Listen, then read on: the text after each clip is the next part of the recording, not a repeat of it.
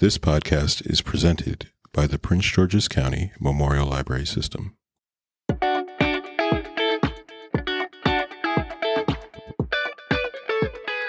Hi, I'm Hawa. I'm Hannah. I'm Darlene. And I'm Heather. And this is our podcast, These Books Made Me. Today we're going to be picking up our discussion of the Babysitters Club series. You didn't make fun of me for basing it all on the Babysitters Club. Last time we covered the first two Christie novels. This time we'll be focusing on Claudia and delving into Claudia and the Phantom Phone Calls, Claudia and Mean Janine, and Claudia and the Sad Goodbye. Friendly warning as always, this podcast contains spoilers. If you don't yet know who deposited red jello into Trevor Sandbird's lap, please proceed with caution. We have an extra super special returning guest with us today. Can you introduce yourself? Hi, everyone. I'm Kelsey, and I'm back. I'm Yay! so excited.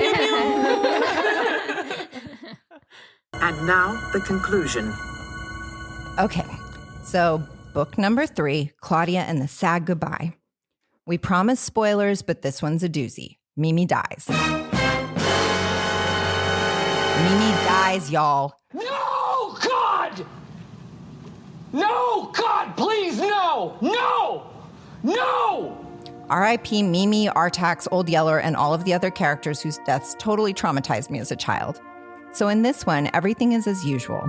Babysitter's Club gonna babysit, Claudia's gonna sneak junk food and underachieve at school, Janine's gonna genius. But Mimi is declining, and it's starting to wear on Claudia.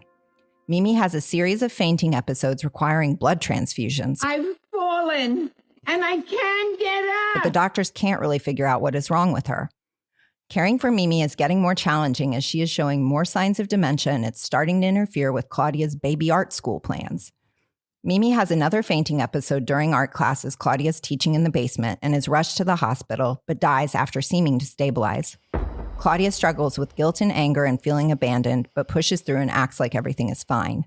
When Janine finally enters Mimi's room to start sorting through her things, Claudia flips out and they have a huge fight. Claudia reveals her anger and guilt to her family, and they all talk things out and sort through Mimi's belongings together. The other totally random thing that stuck out to me is that I noticed, it started in the first book we read, but definitely in this one, that there's only 3 styles of clothing. There's New York. You took it by force from me in New York City. Yes, and it looked better on me in New York City. There's California. The Californians. Or there's casual, which is bad. Yeah. And they kept referring to school clothes, which seems to just be like jeans and a t-shirt. She's Claudia's a New York wannabe. New York. Okay, Gotcha. She can't imagine Aspirational. anyone in New York would ever dress boring. Which is such a weird take, but... Can we talk a little bit about Mimi's stroke and how that's depicted and then the caregiving? Because, oh my goodness, they're putting a lot on Claudia as well. And then poor Marianne. Oh my God, yeah. Oh, yeah. They just threw Marianne under the bus. They're like, Marianne, can you come watch Mimi? Why couldn't Marianne just take the babysitting gig? And it's like, Marianne is not watching Mimi. They like bring her in and they're like, Marianne, can you do occupational therapy with Mimi? Yeah. And then Mimi gets so Why mad are all at these her. 12-year-olds responsible for caring for everyone in this town all the I time? know. And she takes it so seriously, and like I guess Claudia looks at it like, well, you know, she might have taken it a little too seriously because I know she does want to be a teacher. I'm a doctor, not a coal miner. Yeah. Well, she keeps drilling Mimi on the flashcards, and Mimi like really flips out at her and just can't anymore, which I thought was realistic. But why did they put that poor girl in that situation to begin with? And That not was terrible. warn her, though, right? You in danger, girl. Because I think before then, she already was really testy with Claudia. And if she's willing to be testy with Claudia, then she can blow up at anyone. Yeah, but they did say that it wasn't to that degree. I think, they said it wasn't to that degree, but I'm just But you would like, still put that on Marianne. Yeah, you would still need to tell her. also, she hadn't been out the hospital for long. Like, it seemed like it hadn't been maybe like a week or two, and I'm just like, She kind of needs- pushing it. She needs to be going to a healthcare professional. Dr. Carter here is going to take care of you. Well, and it sounds like she is, because they said 2 to 5 every afternoon. She's doing like intensive outpatient therapy. I don't think that their method of we're just going to drill her 8 hours a day on handwriting, vocabulary. And then I kept getting so frustrated because she'd give a word in Japanese that was correct. She's giving the right word for the thing. And then they're like, no, say it in English. Yeah. Mind you, Japanese is her first language and she's getting it right. Give her some grace. Going to therapy in the afternoon, like daily therapy, I feel like, I mean, maybe there's some exercise that happened at home, but she doesn't need to. I feel like she doesn't need to be drilled. She probably needs to rest. Yeah. And Marianne even says, like, too, she's like, oh, she didn't really seem like she wanted to keep going. But like, then I remember Claudia said that time is slipping away. Oh my God. Every moment is a lost opportunity. Yeah. So I feel like Claudia's feeling the pressure from her parents and she's scared and they're scared and they don't know what to do. She's scared and doesn't know what to do. She's turning that into teaching because that's all they know, like they can do, and putting way too much pressure on themselves to like help her get back as soon as possible. Therapy is not sustainable if you are like wearing out the person doing it to the point where they just can't. It's also not going to help them. Grandma's probably like, these are children. Like, what do they know? Yeah, she's like trying to be patient. She's dealing with a major loss, like in like mobility and function, and she's trying to hold in her patience with these kids, and they're they have the best of intentions, but I can totally understand why she'd be incredibly frustrated. I feel like the author did a really good job with that because I feel like it established Mimi's character, or she established Mimi's character really well, so that when she has a stroke and obviously like she blows up at Marianne, like it makes sense because she was so independent before. She had so many different hobbies.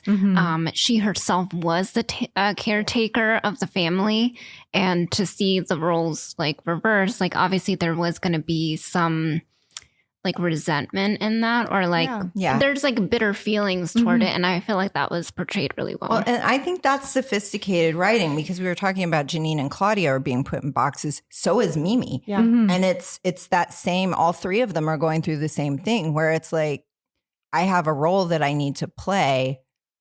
What happens if I don't want to or can't play that role anymore? And I did think it was really funny when Claudia was picking up the cooking for the family and stuff. During one of the meals, they said she made, I think it was like frozen carrots, but she remarked she was going to cook them. None of you are working as a team. Where's the lamb sauce? And then baked chicken and a lettuce salad. And I thought it was so funny that she specified it was a lettuce salad. I mean, you could have like versus like tuna salad, I guess. Yeah. Does everyone's books read that way? Because again, I can't remember them that well, but it was like Claudia does a lot of extra explaining. Like there's so many parentheses that are like, like I'm going to cook them. That's an ADHD thing. Well, I wasn't sure if that was Claudia's personality or that was that's the more author. Claudia, I think, because I think the way that she's written is a little more stream of consciousness than Christy is written when we read her books. So I think that's part of the like parentheticals. She's constantly giving us sides. Just in case you don't know what I'm saying. Yeah. And by the way, I mean this. Yeah. And I wonder how much of that is because she's often misunderstood, or maybe, I don't know. Well, I thought, I don't think it says in here, because I think it does specify that Claudia is dyslexic, but I think there's a very strong like ADHD component with Claudia. I think that's definitely an ADHD She thing. is frequently talking about getting sidetracked by things or getting distracted by things or not keeping on top of things. And so I think the writing style is kind of reflective of that as well. She has a little bit of that like, oh, a squirrel, I think a lot of people with ADHD will literally use tons of parentheses when they write, and there's parenthetical explanations to explanations you just add on and add on. I never finish as someone with ADHD. I've never once finished the story I started out. As another person with ADHD, I'm addicted to parentheses. I want to put parentheses inside parentheses. I was gonna say something about the way that Claudia like speaks, or the way that her books are written kind of reminds me of podcasts. Yeah. Kind of like there's like you bring something up and you're like, wait, let me give context, because I just realized I never actually did that, because it's like, you're just saying what you thought, your first thought. Yeah. Yeah, absolutely. All the more reason why we should have Claudia on our podcast. Totally. She's a natural podcast. Special guest. Yeah, she would, Dr. Claudia Warner. She would be very interesting on a podcast because, again, no filter. So you don't know what she would say. She would say she hated somebody, I'm sure. Babysitting. Yeah, I forgot that Stacy had left so early in the books. Diabetes. Too. Yeah, it happens like, really fast. Oh, Stacy was only around for a hot second. My now best she's gone friend was again. here. And it's so funny. It's interesting to see them do that in a book because it's just like, well, you know, in the show you get it because like maybe the actor or actress can't, you know, come back for whatever reason. But like in the book, it's just like, I got tired of writing Stacy. Goodbye. Yeah. She's like, this diabetes bit was more than I wanted to commit to. I've run out of things to say about Stacy now that we've established that she's diabetic and from New York. Diabetes. I really didn't like Stacy. Stacy was my least favorite too. When she said the other thing too, I didn't mention this, but like when she is watching the kid that she shows MTV to, she's like, you know, I really don't like that kid very much because she's really shy and it makes me feel like I have to take care of her. Well, Why does that sound like something I would say? And I feel like isn't Stacy also the one that calls a kid a brat with a capital B? Yes. Yeah. When she said capital, it's funny. Although that kid is a brat. Yes, but still. I was reading the page so fast that when I saw the capital B, I was just like, huh? And then I was like, oh, brat. I just want to say that I read this during call center and it's like a glass door and I was just like crying and I was like, hold on. Let me like answer the next call. Prince George's County Memorial Library System. Darlene speaking. There now. My eyes get weak in the dim light. Yeah, no, it was really sad. And I knew it because you had already mentioned it in the like, these are the 3 books we should read, you know, and you're like that the 3rd one we should do because that's when Mimi passes away. And I was like, oh no. And I feel like it did a really nice buildup of their relationship that when it happens, like it really does hit you really hard. Especially like I have like my grandmother is like 97. So she's really up there. And I feel like they share a lot of like traits. Well, she's not really like a caretaker, but I don't know. There is a point in time where like it switches and like, you know, like you have to take care of them and they're like really fragile. And so a lot of that like rings really true. And so, yeah, like once it finally happens, I was just like, I couldn't contain it. And every time like they would bring her up afterward, like even like the anger and like abandonment and all of that, I was like, yeah, that really rings true. And it's a really realistic portrayal of like how, just how complicated your feelings towards grief can be. Yeah, I also, you know, Mimi reminded me of my grandmother too. And so, yeah, it was hard when I read it as a kid. And it was hard when I read it again because you do get like really attached to her. And she is such a like loving, kind presence in the book. And not just for Claudia, for like all of the neighborhood. Like all the kids love her. And, you know, I think that's pretty accurate as well. Like there were certainly...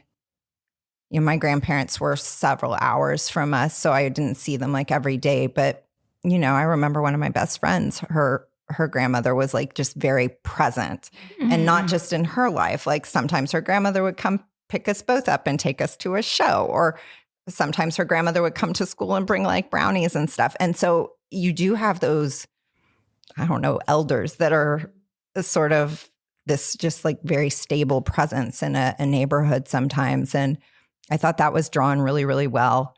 I thought that Claudia's feelings about Mimi's decline were really well captured too, because you do feel angry. And it's not even necessarily that you're angry at the person. You get frustrated, but then you get angry at yourself that you're frustrated because you know it's not something they can control. Then you're angry at the world because why do they have to deal with this thing they can't control? And I just want my grandmother back. And you know, I think she did a really good job of capturing all of the complex emotions that go into caregiving and grieving. And it's really well written for a serial. Yeah. And for a second, I was like, why are you upset? I did think that for a second. And then when she said like she seemed to be getting better, but it feels like she just like, gave up. Yeah. I was like, oh, that makes so much sense. Like I can see the anger. Yeah. now. I mean, that's literally like, I mean, I know we've all said, but that is what happened with my grandmother. She was that person in the neighborhood. I basically lived with her every day after school. She watched me when my parents were at work. So like that was my house. All of the kids in the neighborhood would come to her house. We'd go to their house. Like it was basically like a mini Stoneybrook. And she got sick really abruptly, got better, got sick again. They moved her into a nursing home because she would look like she was doing better. Then the next day she went in hospice care and passed away. And I think like the way that it's set up where it's like there's the mystery of why she's sick, and then they figure out something that works, and then it kind of works and it doesn't, like that really like jerks you along because you just like don't know where things are going to turn next, and every time you think it's getting better, it's turning back the other way, and so much is confusing. And yeah, and it was just so relatable to feel like, yeah, you think it's like she just gave up, you know, and kind of learning that like people kind of know when it's time, and that's such like a mature lesson to learn in this like children's book. Yeah. And that she labeled some of the things, her belongings, with initials of who she wanted it to go to, just to loop that back into that idea of she knew she didn't have a lot of time left, and she was doing her best in the capacity she had to try to make arrangements for that and say her goodbyes. Yeah.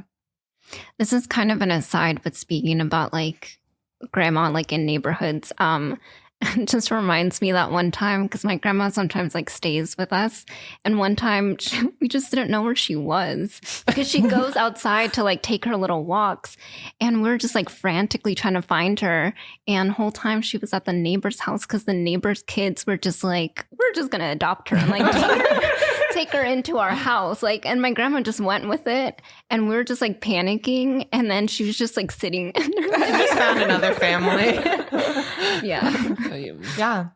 And I think too, like we talked about this maybe more with the last book, but like the losing your mobility and your sense of independence. Like my grandfather had dementia, and so I felt that more with him than with my grandmother because it was very sudden. But yeah, it's just like the whole thing, the whole lens was just very, very insightful, I feel like, and so real. Like I was thinking too, particularly at the funeral when Claudia's like, I haven't cried since Wednesday, and I just feel like a stone, and everyone around me is crying, and I feel like I'm supposed to be crying, but and like she's losing time too, where she says like it's a blur. Yeah, she's like Stacy remembers more of the funeral than I did, and it was very real.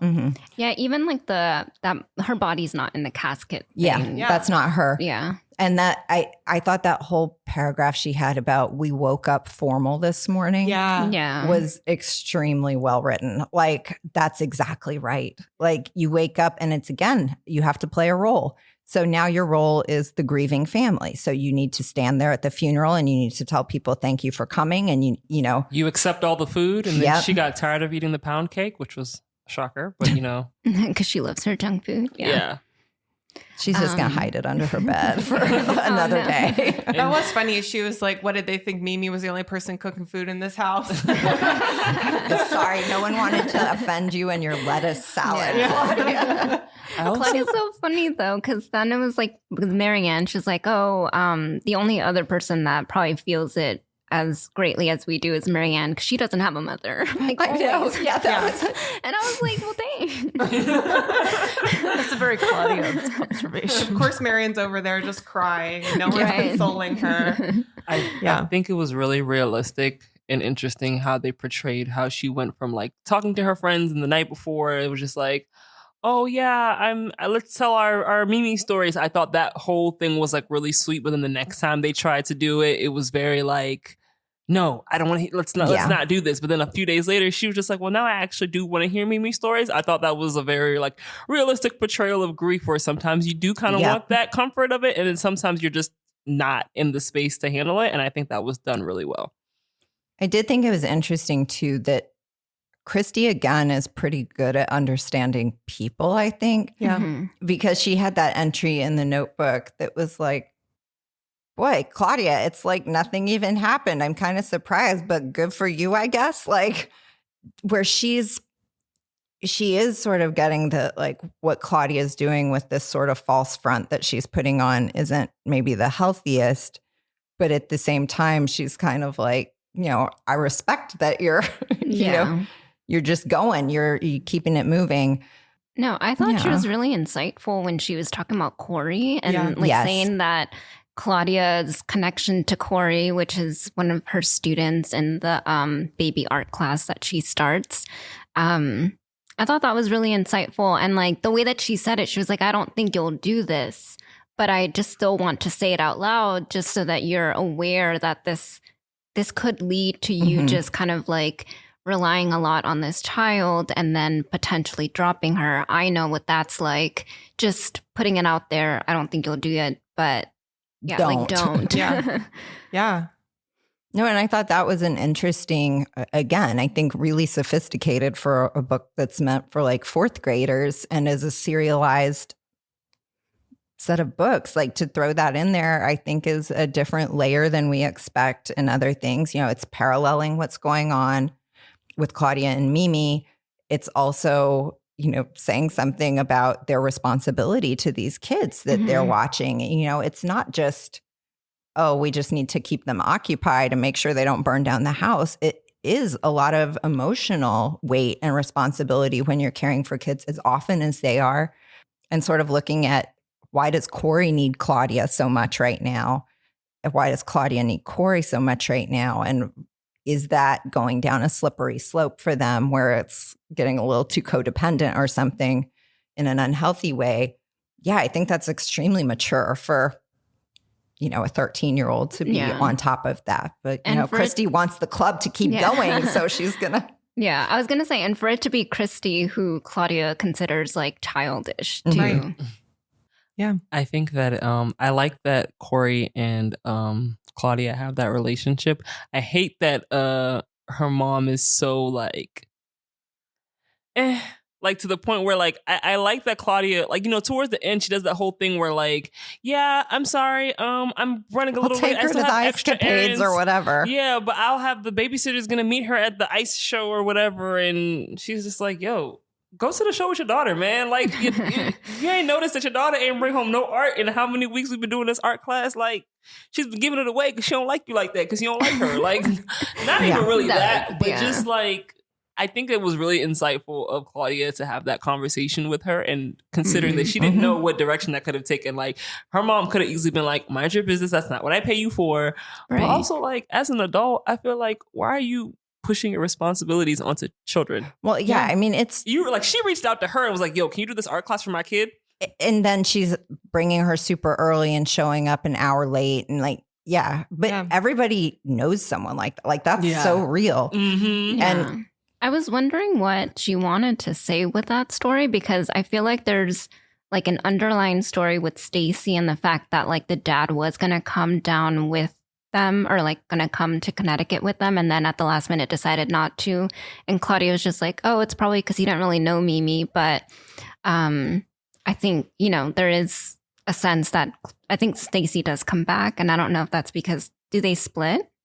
Yeah, I think they do. Yeah, I think she was trying to plant the seed of the parents getting divorced. Yeah, and so it felt that way. And then a part of me was like wondering, like, what is it about it's the Addisons, right? Yeah. Like, what is it about them that they feel like they don't have enough like time together? And why is like the time that they spend with their children not like good enough? Like, I understand needing your alone time, but it was like excessive, like wanting that like all the time. Well, there is kind of like a weird through line of that too, where you have parents viewing the kids almost as like accessories rather than people, because Jenny's mom was kind of like that too. Yeah. It's like, well, I'm going to dress her up like a little doll, and that's her value. Like, I don't really think of her as a what would she play? What would she get dirty with? And play clothes, and she sent her in a brand new all white dress. Yeah. I feel like it's part of continuing the whole theme of just like all the different families and what's going on behind closed doors and how like complicated all the dynamics are. Like, I feel like through the main babysitters, Martin is trying to tell the story of like family dynamics, but I think she uses the kids as another way to show like every family is different. Every family has their own crap going on that we don't know about, or that we kind of get insights into, but we will never really understand like fully what's happening there. Yeah. I mean, I think it does, over the course of reading a few of these, I feel like almost any kid could see themselves in one of the situations, you know, whether it's the kid that feels a lot of pressure to be good at school, like Janine or Claudia, whether it's the kid that feels like they're kind of keeping it together for their family that's fallen apart, like Christy, or the kid like Corey whose parents just are disinterested.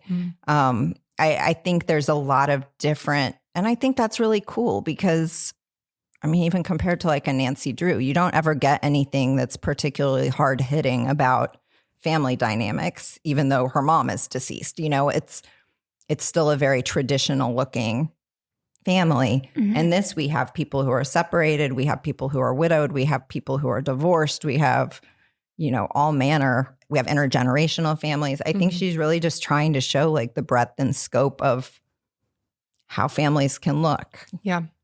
You have Mallory with 8,000 siblings. And then the addition of the adopted Vietnamese child that was really that random. I forgot about. Emily Michelle. The most like white bread American. I do think something that's interesting for me is like, before rereading these, whenever, and I think I even mentioned this in the Christy episode, like the thing that I remember most about Mimi is when Claudia is afraid that Mimi's going to refreeze the food and give them salmonella. Leave him! He'll give you salmonella, not love! And that is the only thing that I remembered. And even in this book where so much happens that is really traumatic and stressful, I didn't remember Corey, I didn't remember the art class, I didn't even remember Mimi's funeral. But I really viscerally remembered the salmonella, which is just an offhanded comment. Yeah, it's like one sentence. I thought it was like something that she really like, that happens a lot. No, it's like literally half of a sentence. And to this day, like I don't like leftovers and I really don't buy meat because I feel very nervous about giving myself salmonella. That was your quicksand. I think I like highlighted it and put, okay, food safety. Well, and there's also the mention, I was thinking like, oh, this is going to open a can of worms for some people because she says something like, and Mimi might forget to wash the chicken. I was like, oh, the washing chicken is a very like polarizing issue. It's so funny because I thought the same thing and I wasn't going to bring it up. That's all over social media still. Like people arguing about washing chicken or not. Yeah.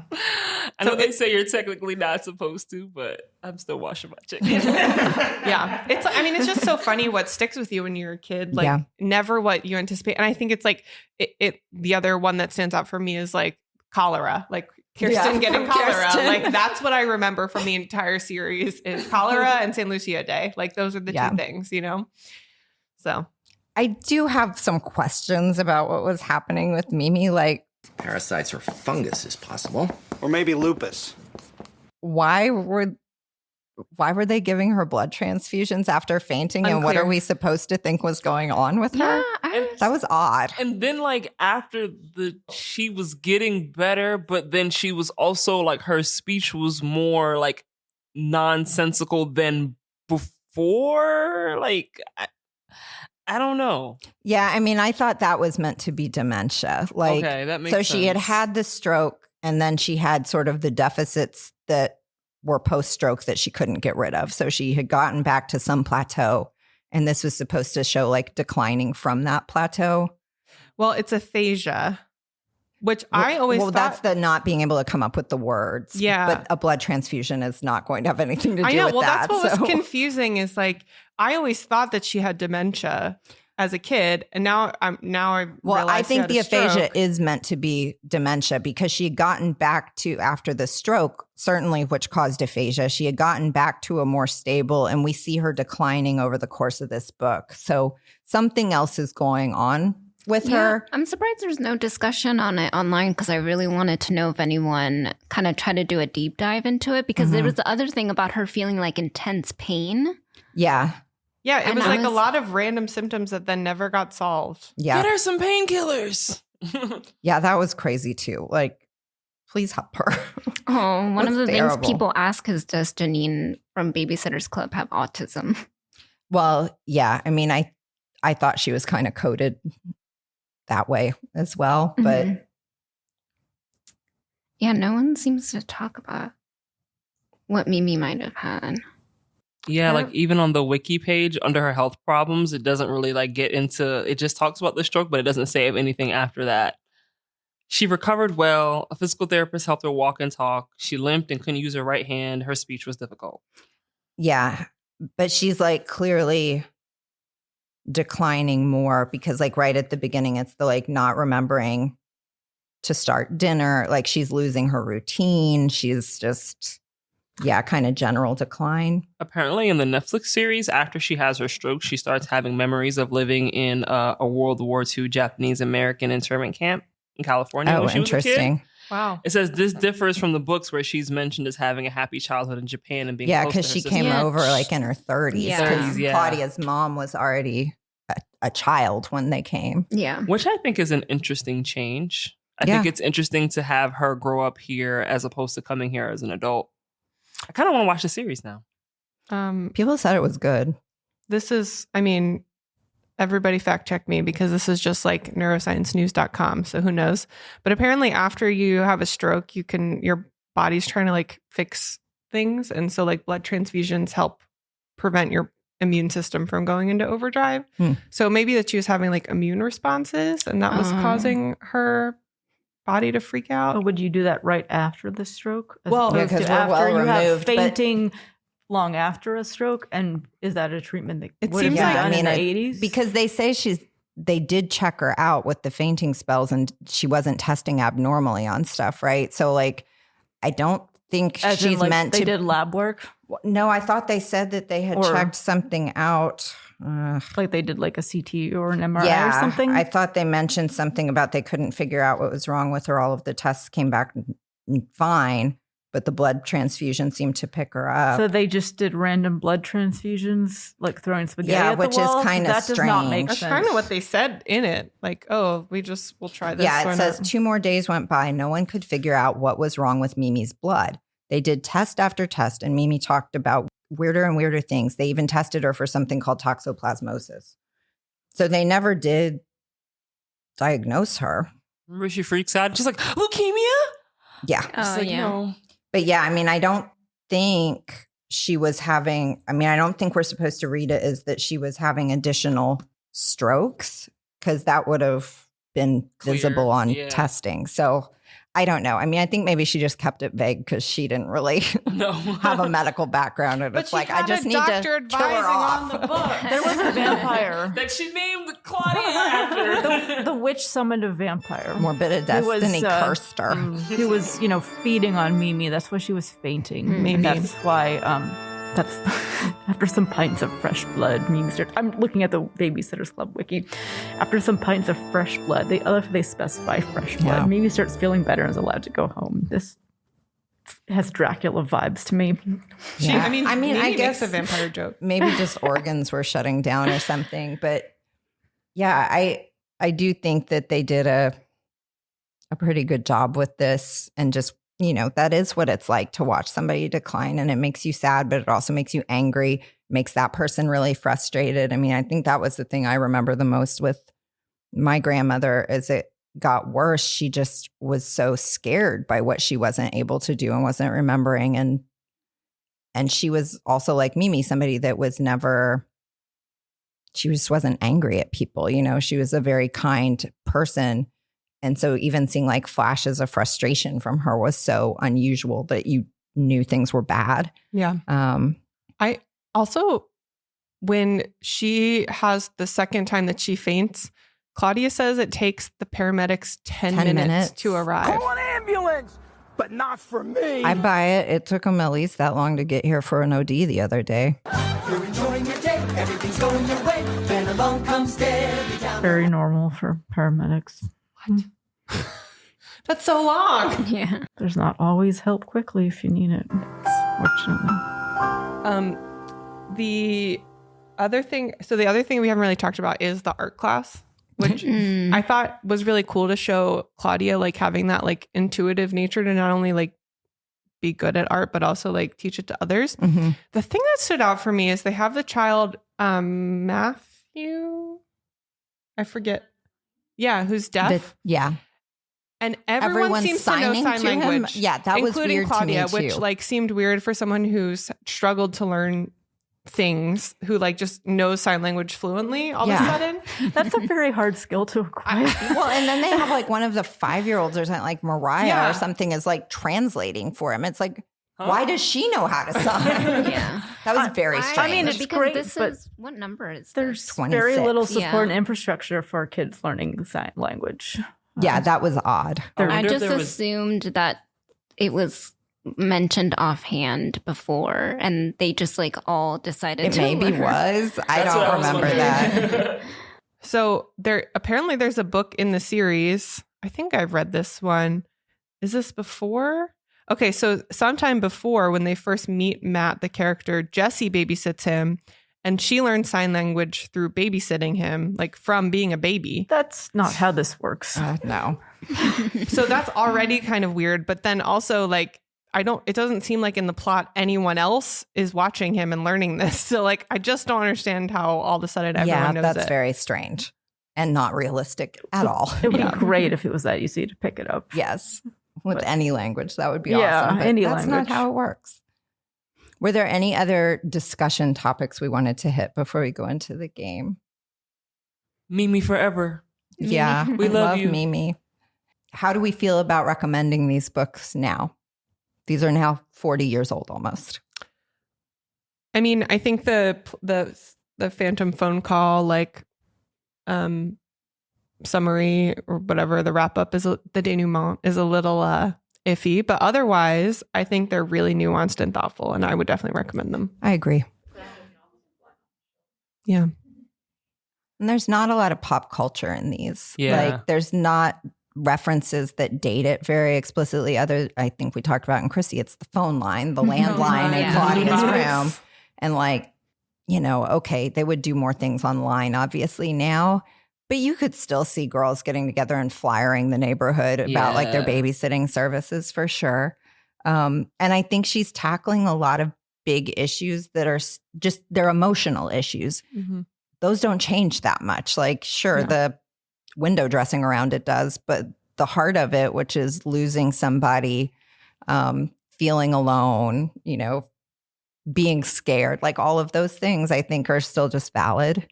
Yeah, I think, well, this is just more thought about Babysitters Club's books in general, but I was sitting on the desk yesterday and this girl, she returned one and then she checked out a couple more. I was like, oh, are you reading Babysitters Club books? And she was like, yeah. And I was like, me too, girl. Nice. Were they these ones or the graphic novels? She was doing a mix of both. Oh, so I thought that was okay. pretty cool. Whichever are available. Yeah, exactly. So I thought that was pretty cool. I pretty much echo you guys' sentiments. Like even with Claudia and the Phantom phone calls, I would have liked it better if it didn't have that whole like tidbit at the end of like, oh, so sometimes boys do this if they like you, but overall, nothing to the point where I'm just like, maybe stay away from that one. So they were fun. You just have a conversation about it. Yeah. And another thing as well is, I don't know, like how old were you guys when you guys were reading these books? Like were you guys, because like I know these characters are like, okay, because that's what I thought. Because like these characters are like middle schoolers, younger than them. Like these characters are middle schoolers, but I don't see middle schoolers reading these. Right. Yeah. I think it's definitely meant as aspirational for younger girls. And that's cool. I like that. Because kids like to read about older kids. Yeah. Especially at that age. And I did read the Karen spinoff too. I've still got to do it. Oh, Karen remains my favorite character of these. Also, she was terrible to Jenny, but like I totally was identified with that because I also would have hated Jenny at that Monster says wear smocks.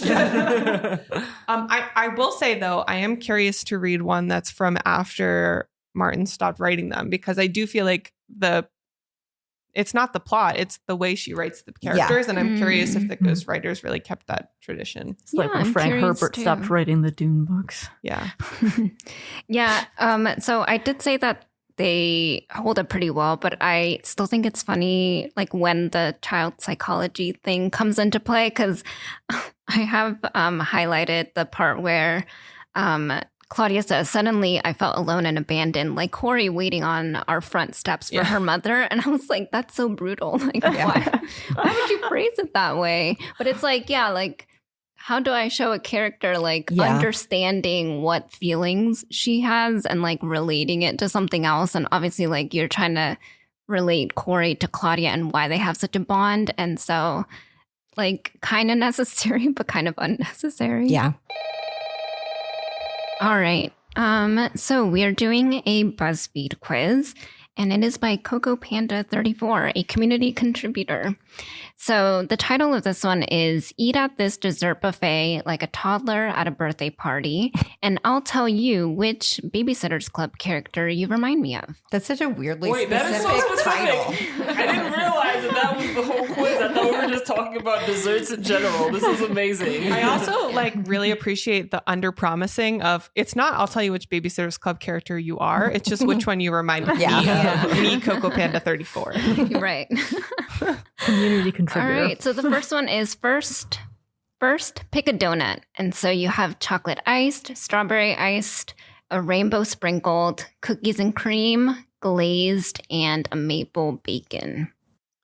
Wow, now I want sweets after this. So I'm leaning towards cookies and cream. I do love a good maple donut, but I don't eat the swine, so I'll pass on the bacon. So cookies and cream. Also, you're a toddler. Are you, as a toddler, going to go for maple bacon? No. I like bacon. I like maple, but I feel like you're ruining a maple donut by putting bacon on it. So I'm going to go with cookies and cream, too.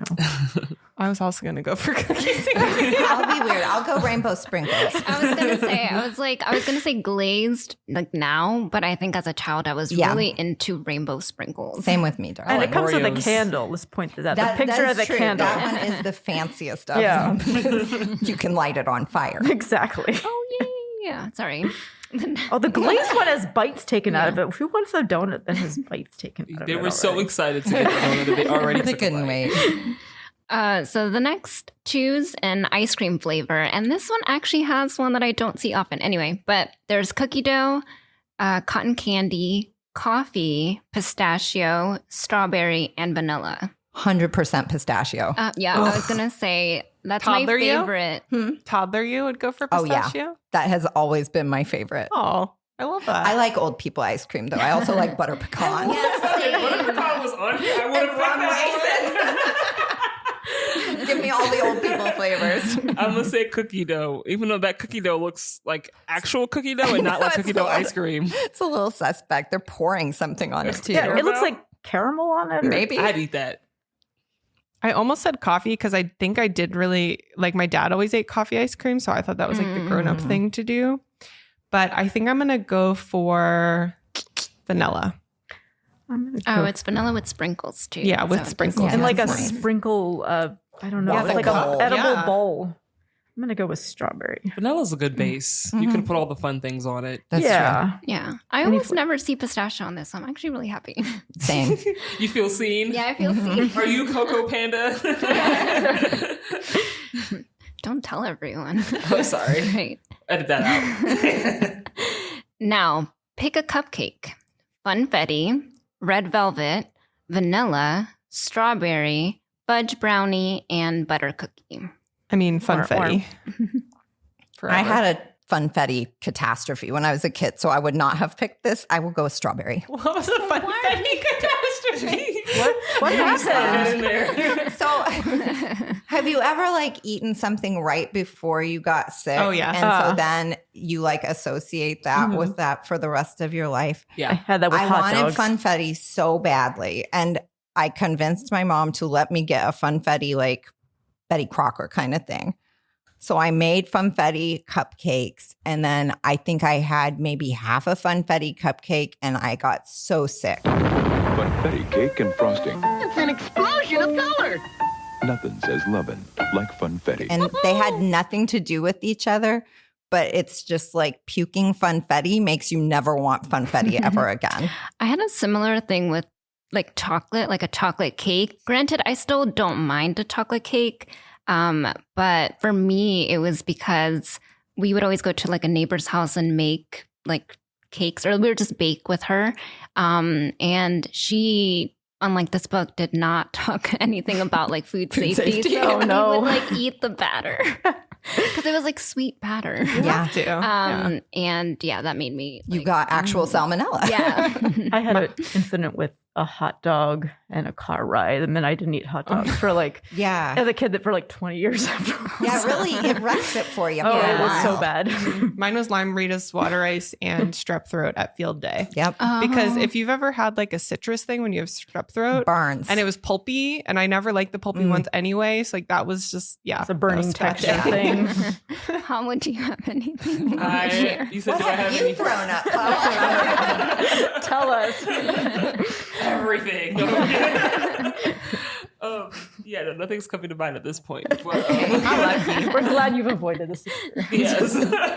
But my answer to this cupcake question, I'm torn because I liked Funfetti. I also was a really, really big Red Velvet fan, and I still really do like Red Velvet. Now I'd probably pick strawberry, but I think I'm going to do Red Velvet. I liked Red Velvet. I'm going to pick Red Velvet too, not to copy you, but I like Red Velvet. I know that like the color is kind of like a scam. It doesn't really taste different, but it's so fun to eat something red. Yeah. I'm going to pick strawberry. It tastes like velvet to me. Yeah. Like they should, like there's evidence that like the color of like mugs you put coffee in or whatever supposedly changes the taste. Interesting. All right. Next, choose a candy. The options are lollipop, Snickers, Skittles, gummy worms, Twizzlers, or Kit Kat. That is the weirdest picture of Twizzlers I've ever seen. Why is it coming out of a tea kettle? That's it's bizarre. one singular Twizzle. Yeah. That's what, Though, did y'all use Twizzlers as straws? Yes. Yeah, we always did that. I've drunk tequila with Maybe not as a toddler, but not as a toddler. No, out of these as a kid, I would have gone for those lollipops. Yeah, those me are too. like cool, unique lollipops. Yeah. Well, even just a regular lollipop. Like you go to the I bank. do like a you get lollipop. Yeah, the dum-dums. I'm leaning towards Skittles. Are those sour gummy worms? I can't They look like. They do look sour. I see citric acid sugar on them. I'm picking gummy worms. Yeah, I'm going gummy worms too. I love that this went back and forth between like brand name candies and just like Yeah. That's true. It could have just said chocolate, but okay. How did you give your answer? Oh yeah, Skittles. Skittles, yes. Okay. Classic. All right, last one. Pick a random dessert. The options are apple pie, crepes, gummy bears, saltwater taffy, brownies, or cheesecake. Ooh, that's hard. Man, That I'm going to is Dunkin' Donuts hard. after this fourth one. Wait, what? So,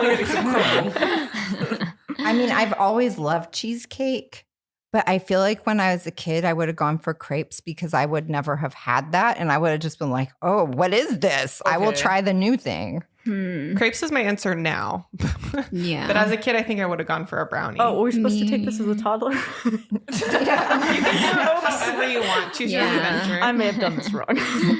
I think I'm leaning towards brownies because that's probably something more I would have loved as a kid. Cheesecake would be my answer now, though. I'm stuck between apple pie or brownies, but I'm going to go brownies. Gummy bears. That would be accurate for, I think, being a toddler or now, probably. Okay, who'd everybody get? Which way are we going? Darlene, you want to start? So I got Claudia. You are the artsy-fartsy artist with an eye for color, style, and overall creativity. You have great fashion sense, and people always trust your taste when it comes to style advice. And I'm so happy that I brought my colorful shirt. I specifically did it so that Claudia's channel spirit, so that Claudia's spirit would not judge me for being boring. You got a really long description, too. I got Dawn, and I got 2 sentences. Oh, no. Apparently, she didn't know much about Dawn. You are the peacemaker, and you consider everyone's thoughts and feelings. You try to avoid drama at all costs, and you especially hate being caught in it. I'm Dawn also. Oh, I'm sorry. That's Kelsey it. was supposed It's to be. okay. But wait, this is Dawn's a very, non-confrontational. That's it. Did you pick all the healthy options? I don't think so. I guess pistachio. Didn't mean to pick healthy and crepes options. had bananas on top. That's true.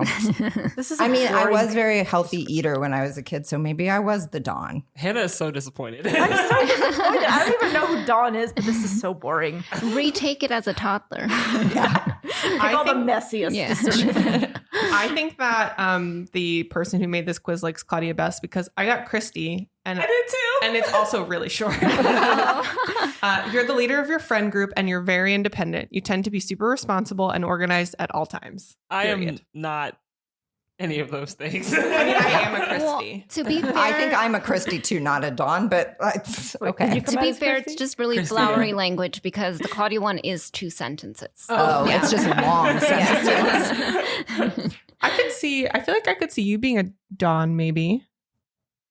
Maybe not the healthy part, but what else do I know? I don't know much about Dawn. She has the California vibes, like very. I think Hawa could be a Stacy too, though. Oh, you could be a Stacy. She has style and like. Thanks, guys. Yeah. Very elevated taste. My elevated taste. Yeah. Stacy and Marianne were options as well. I'm just looking through the comments. Mm-hmm. I would have loved to have seen what the other descriptions said. Who do we Marianne's think will be like, is? "You are nice, and your boyfriend is Logan." Oh no! It tells us in the comments. They say your mom like, is dead. Stacy, you are a style icon and fashionista. You are mature, independent. You take care of yourself. Lots of people look up to you and your strong sense of resilience. Okay. Mary Ann, you are the more thoughtful, concerned friend who keeps everyone in mind and is only up for a game of fair play. You tend to be emotional more than others, but you're only showing your affection and care. Funny enough, shouldn't Stacy have been like the sugar-free option? But like, so which one?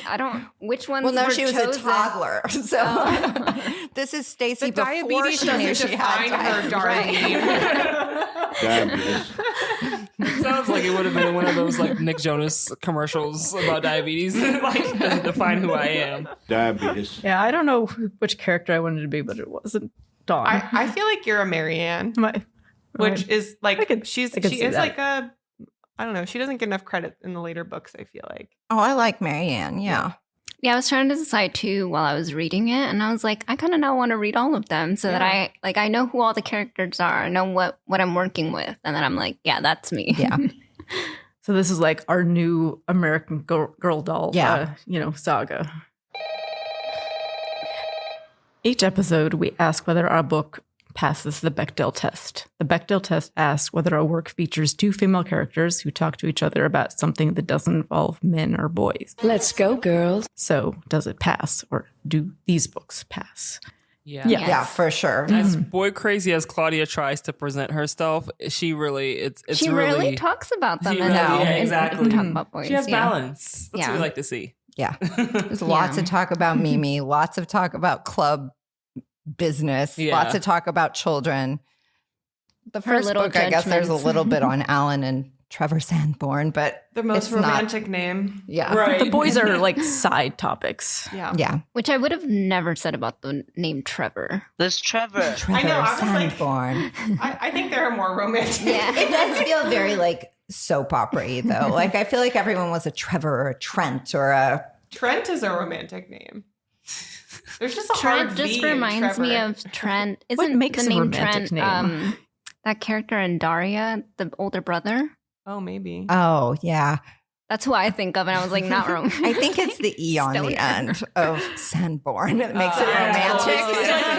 It's like how you have a shop and SHOPPE. That's a lot more classy You want to say with a regular shop. Yes. Yeah. Yeah.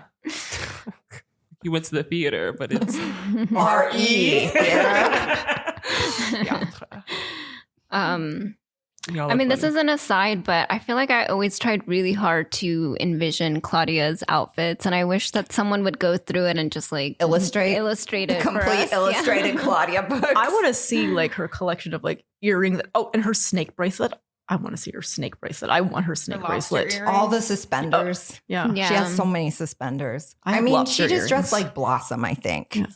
Like, does she have the same clothes in the graphic novels? Ooh, that's a good question. I don't know. I haven't spent much time with it. Because I feel like the fashion is it's all very come back. 80s. Yeah, it's all come back. Yeah. I just vividly remember her being like, I wore my best outfit, my knee-length green shorts, and my matching oversized green t-shirt. Yeah, and I was like that's like knee-length strange time for fashion. It's kind of cool seeing how she dressed in like the series. Like I haven't watched any of it, but like I came across this like collage of some of her outfits. They that definitely she's worn. updated things a bit. Yeah. Like it's not as it's described in the book, but it still looks kind of cool. Is that from the series or did somebody like recreate her? No, it's from the series. Oh, okay. Mm-hmm. Yeah. Like the 2020 series? Yeah. They just pulled out they started adding pictures and then I think they got bored and they stopped. but they do have all the descriptions. Okay. That's cool. I feel like we should maybe pull some of the graphic novels and just kind of peek at what they're wearing. Just to see. Yeah. See, if I had finished the book right before we recorded, I could have been like, I'm going to come dressed in my Claudia attire. The wiki has, I guess, every single book who's wearing what. Oh, really? Yeah. I admire the commitment. I do too. Well, if y'all decide that y'all want to recreate a Claudia outfit, send me a picture. That could definitely work for Instagram. Okay, maybe we can. That would be fun. Like in a Pinterest board. Oh, that is cute. Oh, Nice. wait, that is cute. She did say suspenders. And the Purple clock pants. tights. Yeah. Now I'm on a mission. Okay. Yeah, I feel like I'll need to dig around several. Yeah, same. I'm going to raid my daughter's Several closet. closets.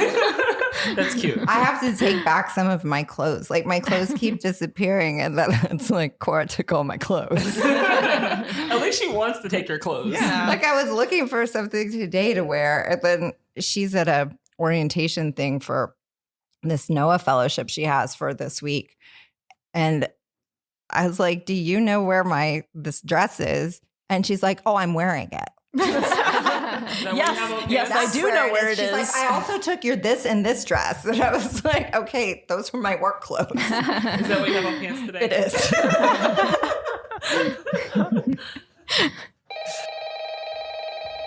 Well, that's it for this episode of These Books Made Me.